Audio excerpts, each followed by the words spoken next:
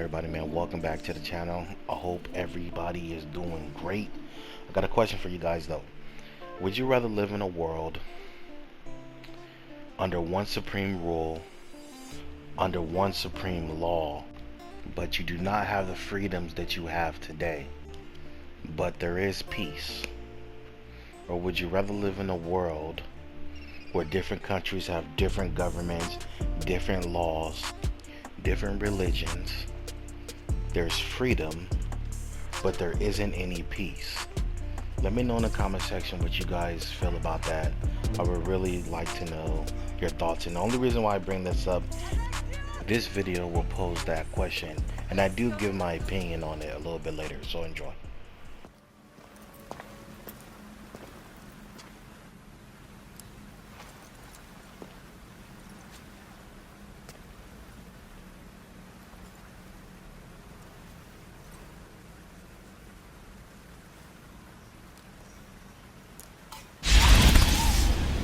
Alexios, it was never supposed to be like this. Decades ago, a group of people gathered together to uphold a theory which they believed could control the universe. That the world functioned in equal parts, order and disorder. But some fell lovingly into the wicked arms of chaos, and the cult of Cosmos was born. They abused their power, casting the Greek world into eternal war. One you were created to stop. In destroying the cult, you have done what I could not. You are a hero, but this imbalance comes with a price, my child. For without chaos, there is supreme order, a loss of progression and freedom. But there is still hope. Hope in you. Hope in the future you will bring. We must fix the mistakes of the past. Use the staff. Repair the rift in the universe. The world depends on you, Alexios. You need to be the hero again.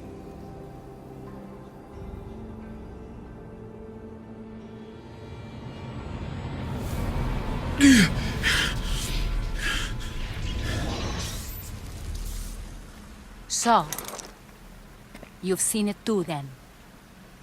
It's beautiful, isn't it? What are you doing here? You killed the last member of the cult. Well, just about. What? It's true. I was their leader, but only for a moment it seemed. When your sister came along, it changed everything we were aiming for. You agreed with them? The fucking cult?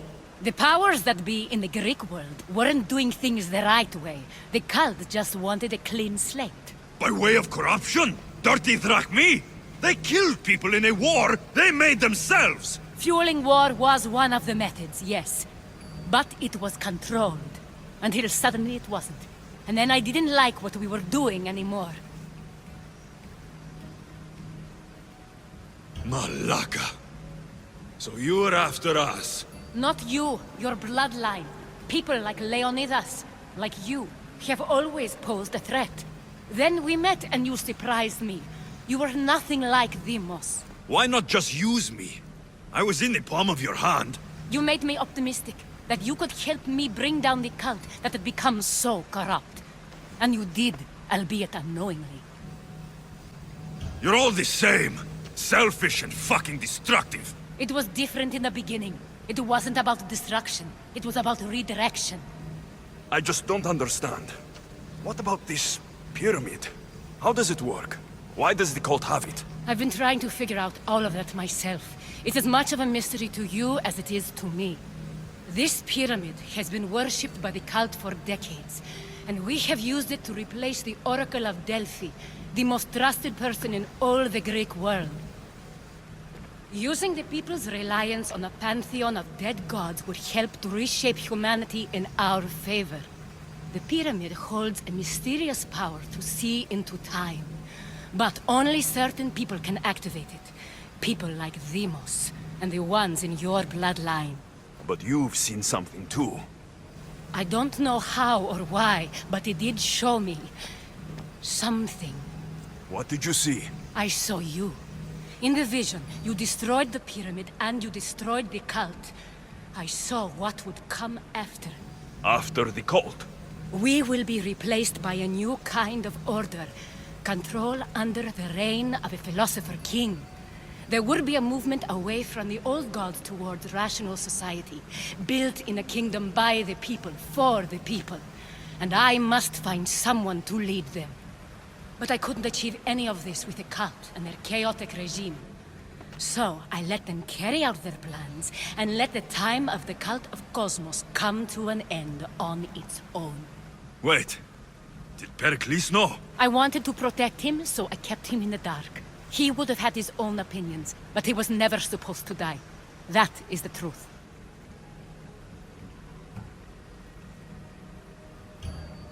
He trusted you, and in the end, you didn't protect him.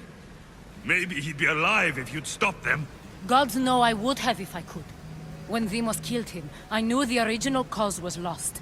I had to retreat. So, what happens now? We shift focus. We steer towards a new republic under one supreme rule. A dream I'll make a reality. But it is still a dream. One that isn't realistic. Abandon what you know and just imagine. Forget democracy. No more blue and red. Just citizens working for a greater good. This is crazy. It won't work, Aspasia. It didn't work. It's not crazy. It's enlightened. Once people in Athens get wind of this, they'll come to know they've wanted it all along. Even you. I'm not sure. You've spent your whole life thinking for yourself. Let go. What I plan will require you to trust me. Come with me. This future's not a dream. I can't let you do this. You've caused so much damage. You destroyed the Greek world. You've proven you have no understanding of what we're doing. I misjudged you. So did I.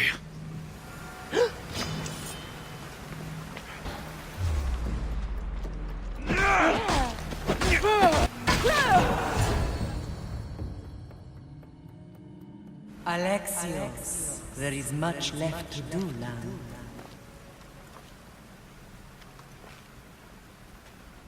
Alexios! A storm is coming. I can weather any storm. Alright, so here's my opinion on the matter. I feel like no man or woman should have their freedoms trampled upon or taken away. I feel like it's a God-given right to have your freedom. I feel like it's no one's job to dictate how you live your life. So I can understand, because of this freedom, it can breed a lot of chaos. Because when it comes to religion, everyone does not follow the same religion, the same God. And even though these gods and the religions might be similar, people will still go to war with you because you might think something a little bit differently than how I feel about God, or or how I feel about a certain city or whatever. And that's going on still today, and that breeds chaos. There's no peace. So I can understand a world where everyone comes together, governed by the same laws, the same religion, the same language. But if there's no freedom in that, I just can't understand that world. I just wouldn't be able to, especially if I wasn't born into it. Someone just say, hey, guess what? We took over your place, so we're gonna get rid of your gods. We're gonna get rid of your teachings. We're gonna get rid of your language, and you're going to adopt everything that we are. I couldn't accept that. I don't know how I would be able to accept that. And I know a lot of that goes on in the world today. So I can't accept one supreme ruler, one supreme law.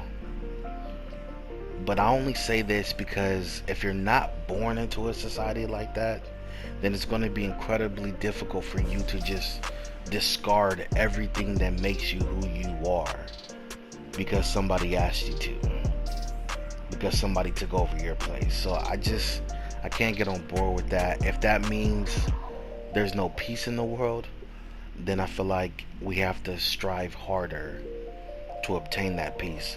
You shouldn't have to give up your freedoms to obtain peace in this world. You know? I mean, that's my opinion on the matter.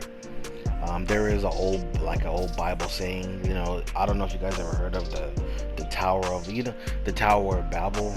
When people say, oh, I can't understand what he's talking about, he's babbling. Well, that's where that comes from, the Tower of Babel. So after the floods, the Great Flood, if you guys see, this is just a part of my religion, stuff that I've learned as a kid. So if this has nothing to do with you, no offense, okay? But I'm just saying what I've learned as a kid. And I'm not even saying that I believe it. I'm just saying this is just what I learned as a kid. So the whole Tower of Babel, after the Great Flood, the people all came together speaking one language, and they decided to build this great city, and they decided to build this great tower to the heavens. And God saw this, and he decided to take away one single language, and he gave them all different languages. And because of this, no one could understand each other. It sounded like they were all babbling to one another. And so the tower didn't get built, and people started going their separate ways, going to different parts of the world and populating those areas with their language, their cultures, their beliefs, stuff like that. So yeah, and that's how the Bible explains different languages. Now, like I said, just because it's a part of my religion does not mean that I believe that's how languages got started. Anyways, man, thanks for watching. Make sure you guys let me know what you guys think in the comment section. And until next time, stay true.